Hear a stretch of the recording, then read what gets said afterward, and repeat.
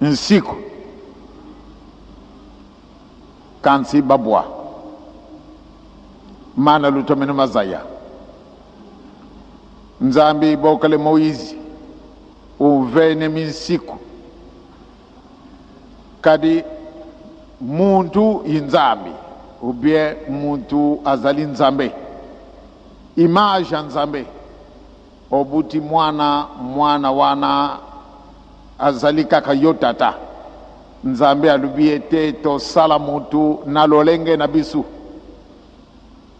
banda tangu wana muntu azali nzambe kasi tokumiyiba kate tangu nyonso oke kubumba na olingi kusala likambo ya mabe ozali kutala ipai na ipai kasi yo moko ozali nzambe ozali kutala kadi susu nani soko ozali kukima elungi ya muninga na yo pamba te olingi obebisa kasi yo moko ozali nzambe. Donc mama tata toyiba malamu ete ezali résurrection ya bisu tokufaki na masumu tokumaki musika na nzambe na ntina na bolingo na ye lelo tomonani nde tozali bato biso tokoti na mobumu ya sika ezali le 1er janvier kaka te na biso na kati na lingumba po na ntina na lingumba na biso tokoti na mobumu ya sika le 6 avril 1921 le 6 avril 1986 ezali mikolo mingi donc biso tozalaka bato te kasi nzambe aokili biso mawa akumisi biso ndenge biso tozali mama tata mundimi obengami chrétien très bien kasi mibeko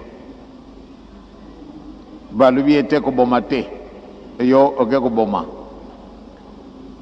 bundimi na yo wapi okamati mwinda yango bumbu yango wapi yo moko ozali nzambe orke nzambe alubaki ete oyo akopanza makila na mutu makila wana makutangama na mutu na ye donc yo ozali nzambe obandi kopanzaka makila nzambe asali yango na image donc obomi ndeko na yo nzambe obomi ye na musuni mulimu na ye ejungi esika tokulungwaka bamama batata ezali résurrection totambola malamu tozala na biso na esengo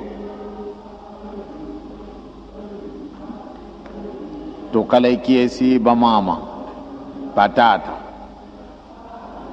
kadi katokala koto bantuko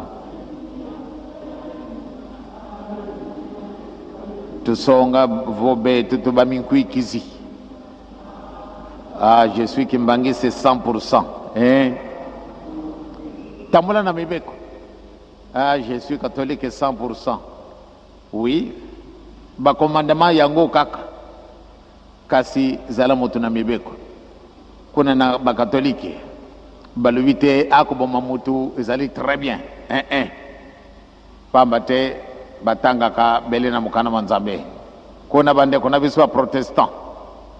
Bango mpe balubi koboma mutu ezali mabe donc mundimi azali mwinda donc totambola malamu tolakisi ete solo tolingi nzambe na biso tookisa nzambe na biso soni te bele na bijali na biso tokolakisa ye tolingaka ye soko tokolingaka ye na monoko bolingo na biso elukuta kasi soko tokosalaka ndenge elingi ye banda ntango wana tolakisi bolingo ya solo tekate tata nzambe nkolo yezu yeli mosantu abatela biso akumisa biso na le 6 avril 1987 po ate toyibi ete ya solo nzambe na biso azali abundeli biso etumba soko boyo te ne pasi tokanisa baninga epai na epai pasi ezali mokili mozali malamu kasi biso nde tokumi mabi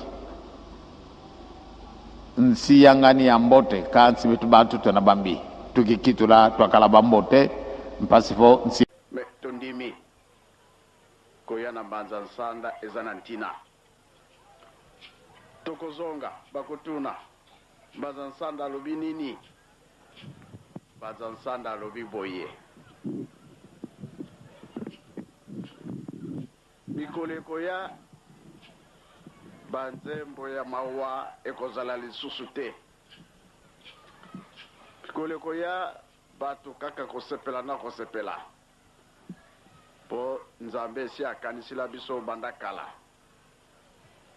Koya tata molimo sant tata Simoki Mbangu Kiangani ezali pona kokokisa makambo oyo nzambe apesaki biso. Boyoki